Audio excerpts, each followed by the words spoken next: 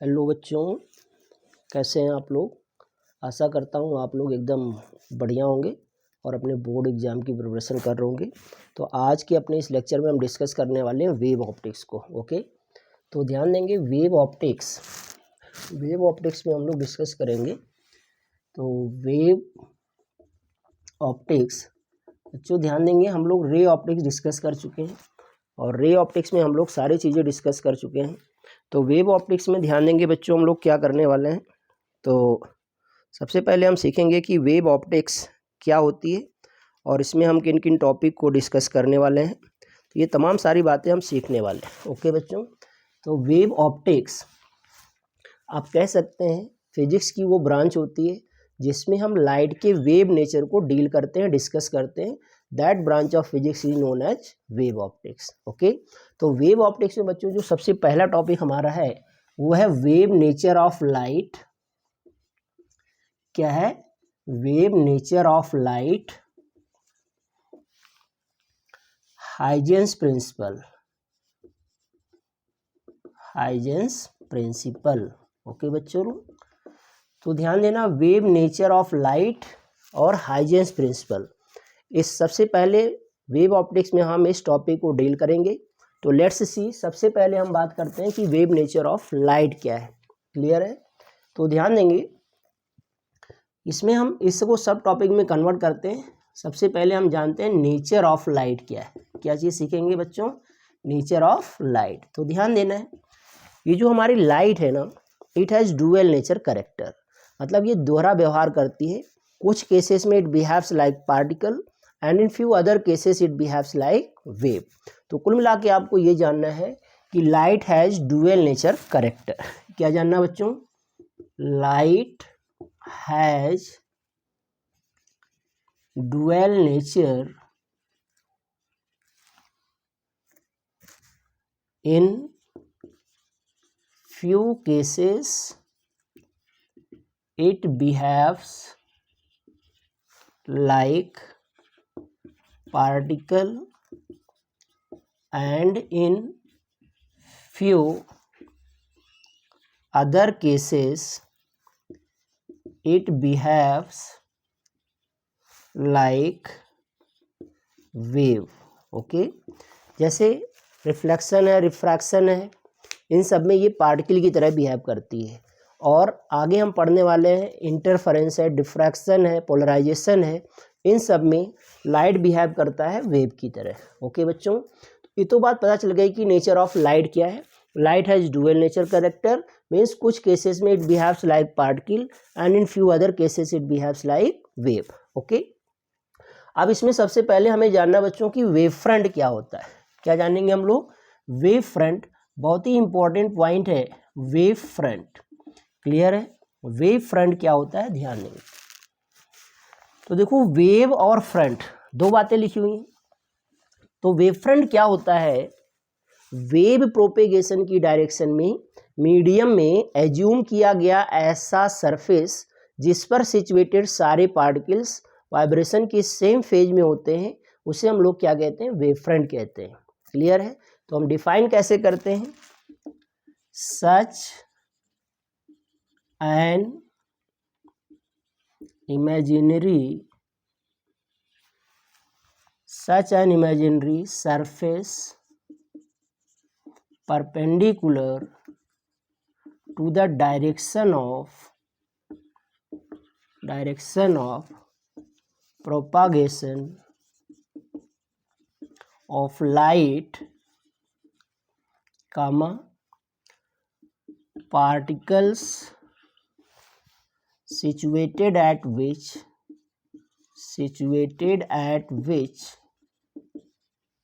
vibrate in same phase, is called a wave front। क्या कहलाता है प्यारे बच्चों? वेव फ्रंट कहलाता है।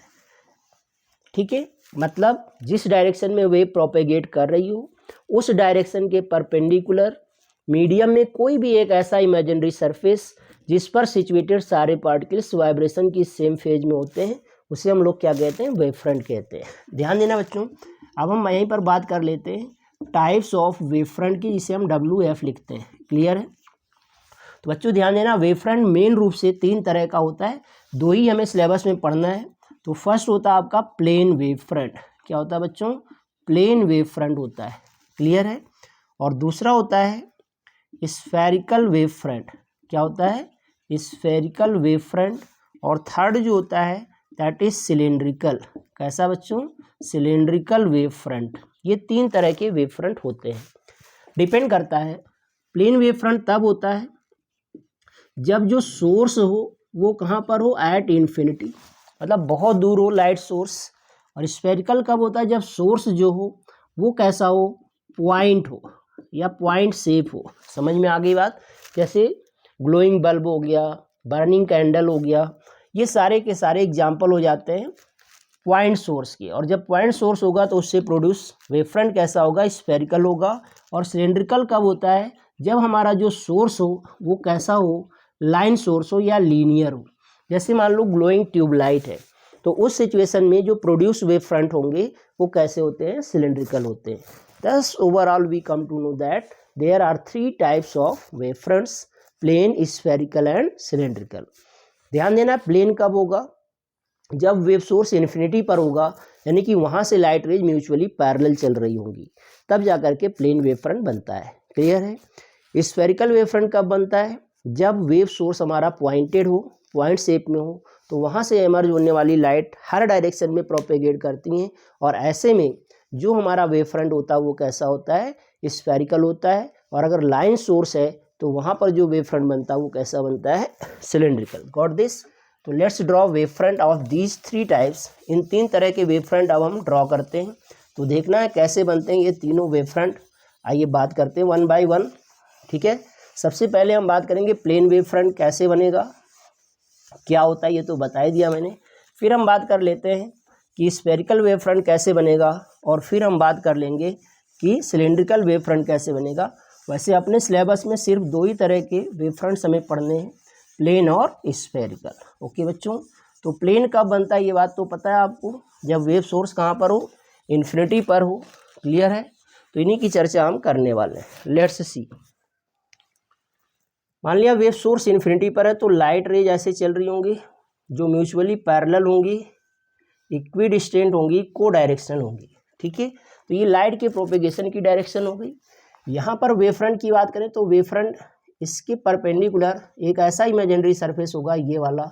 यहाँ पर भी ले सकते हैं इमेजिनरी सरफेस, यहाँ पर भी ले सकते हैं इमेजिनरी सरफेस।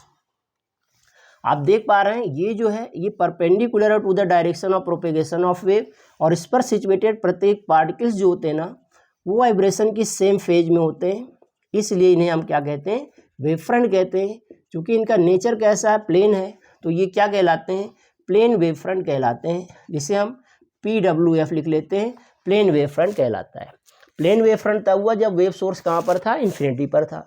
इसी तरह से हम बात करेंगे अब पॉइंट सोर्स के लिए। मान लेते हैं यहाँ पर पॉइंट सोर्स है, यहाँ पर जो सोर्स था वो कहाँ था? इनफाइनाइट पर था, और यहाँ पर ये पॉइंट सोर्स ले लेते हैं। तो यहाँ से लाइट रेज ऐसे चलेंगी, हर डायरेक्शन में यहाँ से लाइट एमर्ज आउट होगी। तो यहाँ पर जैसे ये सरफेस ले लिया हमने, ये सरफेस ले लिया, तो ये डायरेक्शन ऑफ प्रोपेगेशन के तो कैसी है? परपेंडिकुलर है। क्लियर है? लेकिन इस पर देखेंगे सिचुएटेड प्रत्येक पार्टिकल वाइब्रेशन की सेम फेज में होता है, उसे हम लोग क्या कह लेते हैं? वेव फ्रंट कह लेते हैं। तो ये कौन से हो जाते हैं? स्फेरिकल वेव फ्रंट हो जाता है। ये तब था जब सोर्स कैसा था? पॉइंट शेप में था। कैसा था? पॉइंट शेप में था। Got my point? ध्यान देना, अपने आप में ये एक क्या है? स्फेरिकल वेव फ्रंट है, ये एक दूसरा स्फेरिकल वेव फ्रंट है।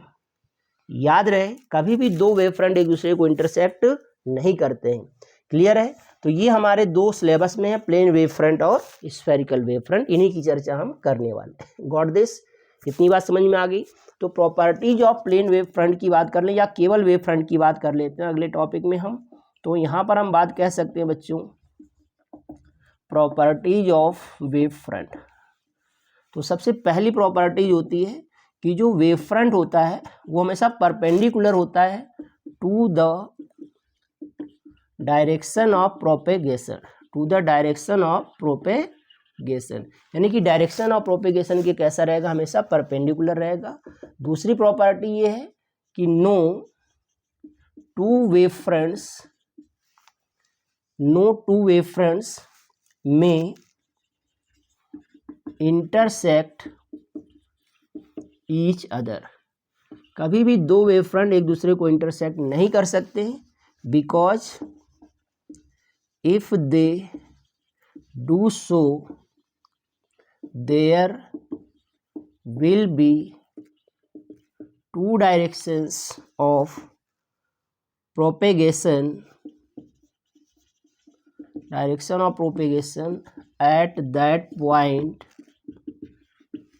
which is not possible, जो कि संभव नहीं है। क्लियर है? तो ये दो मेन प्रॉपर्टीज हैं वेव फ्रंट की। सबसे पहला तो डायरेक्शन ऑफ प्रोपेगेशन के हमेशा परपेंडिकुलर रहता है। दूसरा ये है कि कभी भी दो वेव फ्रंट एक दूसरे को इंटरसेक्ट नहीं करते हैं, क्योंकि अगर ऐसा वो करते हैं तो उस पॉइंट पर direction of propagation of wave दो होगी, जो कि पॉसिबल नहीं है। Got my point? तो इतनी बात समझ आ गई प्यारे बच्चों, ध्यान देना है। अब हम यहाँ पर बात करने वाले हैं कि डिफरेंट सिचुएशंस में नेचर ऑफ वेव फ्रंट कैसा होगा। जैसे मान लेते हैं आपके पास यहाँ पर कोई एक कॉन्वेक्स लेंस ले लिया मैंने, ध्यान से सुनेंगे। Let there be a convex lens, ये इसका ऑप्टिकल सेंटर है और ये प्रिंसिपल एक्सिस है। Got my point? मान लेते हैं बच्चों यहाँ पर parallel to the principal axis light rays आ रही। क्लियर है? तो अगर मैं बात करूँ यहाँ पर वेव फ्रंट का नेचर क्या है, यानी कि इंसिडेंट वेव फ्रंट का नेचर क्या है, तो you will say that it is plane wave front. कैसा प्यारे बच्चों? ये प्लेन वेव फ्रंट है, PWF। लेकिन आप सभी जानते हैं after refraction through a lens light ray passes through its focus. कहाँ से पास हो जाती है? फोकस से। तो ये हो गया फोकस। तो यहाँ पर वेव फ्रंट क्या हो जाएगा प्यारे बच्चों? यहाँ पर आप देखेंगे अब वेव फ्रंट कैसा बन जाएगा? स्फेरिकल वेव फ्रंट बन जाता है। कैसा बन जाता है? स्फेरिकल। तो आप देख पाएंगे ये कैसा बन गया? स्फेरिकल वेव फ्रंट बन गया, और इसका सेंटर उधर रहेगा जिधर फोकस है। ये बात ध्यान रखेंगे। क्लियर है? यहीं पर एक दूसरा एग्जांपल लेते हैं। मान लेते हैं ये कॉनकेव मिरर है। ओके बच्चों, दिस कॉनकेव मिरर, ये पोल हो गया और ये इसकी प्रिंसिपल एक्सिस हो गई। मान लेते हैं पैरेलल लाइट रेज आ रही है, इस पर स्ट्राइक कर रही है, ऐसे पैरेलल लाइट रेज आ रही है। तो यहाँ पर आप देखेंगे प्लेन वेव फ्रंट आ रहा था, इंसिडेंट हो रहा था। This is plane wave front. आप सभी जानते हैं रिफ्लेक्शन के बाद light ray will pass through its focus. कहाँ से पास हो जाती हैं? फोकस से। तो इसको हम रिफ्लेक्शन के बाद फोकस से पास करा देते हैं। तो आप देखेंगे बच्चों यहाँ पर जो वेव फ्रंट होगा वो कैसा बन जाएगा? स्फेरिकल वेव फ्रंट बन जाएगा, और इस पर सिचुएटेड प्रत्येक पार्टिकल वाइब्रेशन की सेम फेज में होते हैं। क्लियर है? अब दूसरा एग्जाम्पल लेते हैं। अगर मान लो हम प्लेन वेव फ्रंट को पास करा दें किसी प्रिज्म से। किससे पास करा दिया जाए बच्चों? प्रिज्म से पास करा देते हैं अगर प्लेन वेव फ्रंट को। तो लेट्स सी क्या होगा, और उससे पास होने वाले वेव फ्रंट का नेचर कैसा होगा, इसकी चर्चा हम कर लेते हैं। क्लियर है बच्चों? तो ध्यान देना है, ये बहुत ही इंपॉर्टेंट है और एग्जाम्स में पूछे जाते हैं कि इस तरह का वेव फ्रंट अगर इंसिडेंट हो रहा है तो पर्टिकुलर ऑप्टिकल इंस्ट्रूमेंट से एमर्ज होने के बाद उस वेव फ्रंट का नेचर कैसा हो जाता है। इस तरह के क्वेश्चंस कई बार PYQs में पूछे जा चुके हैं। ओके, तो आपको ये कंसेप्ट क्लैरिटी होना चाहिए। Got my point? तो ध्यान देना है। हमने मान लिया बच्चों इस तरह का कोई एक प्रिज्म है, और यहाँ पर हम मान लेते हैं प्लेन वेव फ्रंट मान लो इंसिडेंट हुआ यहाँ पर। ये है प्लेन वेव फ्रंट। ओके, और ये डायरेक्शन ऑफ प्रोपेगेशन है। आप सभी जानते हैं प्रिज्म से निकलने के बाद लाइट रेज बेंड होती हैं towards base of prism. Clear है? तो यहाँ पर आप देखेंगे प्लेन वेव फ्रंट था, ए बी मान लो इंसिडेंट वेव फ्रंट है, तो ए डैश बी डैश क्या हो जाता है? एमरजेंट वेव फ्रंट हो जाता है। और आपको ध्यान देना बच्चों कि यहाँ पर अभी भी वेव फ्रंट हमेशा डायरेक्शन ऑफ प्रोपेगेशन के कैसा रहेगा? परपेंडिकुलर रहेगा, चाहे वो इंसिडेंट होते समय देखें आप, चाहे एमर्ज होते समय देखें, दोनों ही सिचुएशन में। सो दिस इज द कह सकते हैं एमरजेंट वेव फ्रंट का नेचर हो जाता है। Got my point? इतनी बात समझ आ गई बच्चों सभी को? क्लियर है? तो ये तो थे different types of wave front, और डिफरेंट ऑप्टिकल इंस्ट्रूमेंट से पास होने के बाद उनका नेचर कैसा हो जाता है। क्लियर है? तो आई थिंक ये बात समझ में आ जाती है। अब हम बच्चों बात करेंगे what is Huygens principle. Huygens principle क्या है? बहुत ध्यान से सुनेंगे। क्लियर है? तो let's see Huygens principle. Huygens principle बच्चों ध्यान देना है, to study wave nature of light Huygens propose some suggestions which are known as Huygens principle, जिन्हें ही हम क्या कहते हैं, हाइजेंस प्रिंसिपल कहते हैं। तो पहला प्रिंसिपल क्या है, ध्यान से सुनेंगे। फर्स्ट प्रिंसिपल, इन्होंने बताया कि every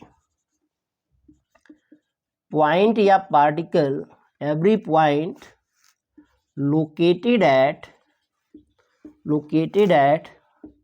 wave front behaves like a new wave source from which fresh waves are originated which are called secondary wavelets, जिन्हें क्या कहा जाता है बच्चों, सेकेंडरी वेवलेट्स कहा जाता है। यानी कि हाइजेंस ने अपने पहले प्रिंसिपल में ये बताया कि वेव फ्रंट पर सिचुएटेड प्रत्येक पार्टिकल एक नए वेव सोर्स की तरह काम करता है, जहाँ से नई वेव्स जनरेट होती हैं, और उन नई जनरेटेड वेव्स को क्या कहा जाता है, सेकेंडरी वेवलेट्स कहा जाता है। ये इनका पहला प्रिंसिपल था, फर्स्ट पास्टुलेट था। ओके बच्चों, सेकेंड क्या था, ध्यान देंगे।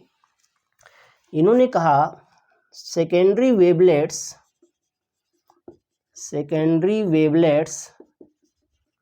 Travel in the medium with the same speed as the original one। मतलब सेकेंड पास्टुलेट में हाइजेंस ने ये बताया कि ये जो सेकेंडरी वेवलेट्स हैं ये मीडियम में उसी स्पीड से आगे बढ़ती हैं जिससे कि ओरिजिनल वेव चल रही थी। अगर original wave speed of light c से चल रही थी तो सेकेंडरी वेवलेट्स भी स्पीड ऑफ लाइट सी से चलेंगे। क्लियर है। और थर्ड पास्टुलेट ये है, the envelope drawn at any point at any time gives the new position of wavefront at that time। Clear है। कहने का मतलब ये बच्चों, मान लेते हैं ये वेव सोर्स है, यहाँ से लाइट ऐसे चल रही है, मान लो किसी टाइम टी पर मान लेते हैं वेव फ्रंट यहाँ पर था, और अगर स्पीड ऑफ लाइट सी से चल रहा है तो टी टाइम में सी टी रेडियस का डिस्टेंस वो चलेगा। क्लियर है।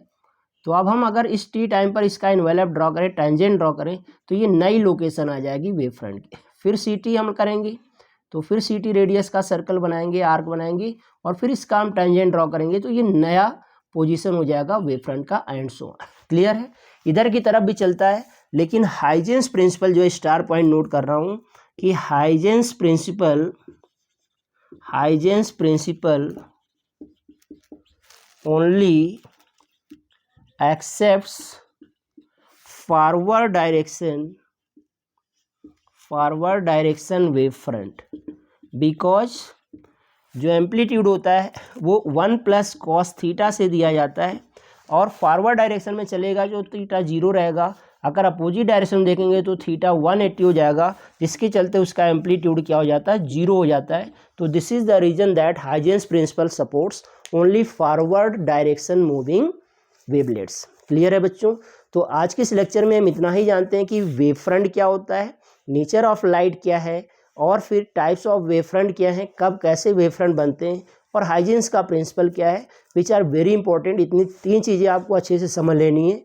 बाकी अगले वीडियो में, अगले लेक्चर में हम लोग डिस्कस करने वाले हैं कि लॉज ऑफ रिफ्लेक्शन और लॉज ऑफ रिफ्रैक्शन प्रूव करेंगे with the help of Huygens principle. Okay, video को पॉज करके बीच बीच में अच्छे से पेन कॉपी लेकर बैठ करके इनकी प्रैक्टिस करिए, ताकि आपके बोर्ड के एग्जाम में क्वेश्चंस अच्छे से हो पाएँ। क्लियर है। और हाँ, अगर वीडियो आपको अच्छी लगी हो तो लाइक, शेयर, कमेंट और सब्सक्राइब जरूर करें। Thank you for watching.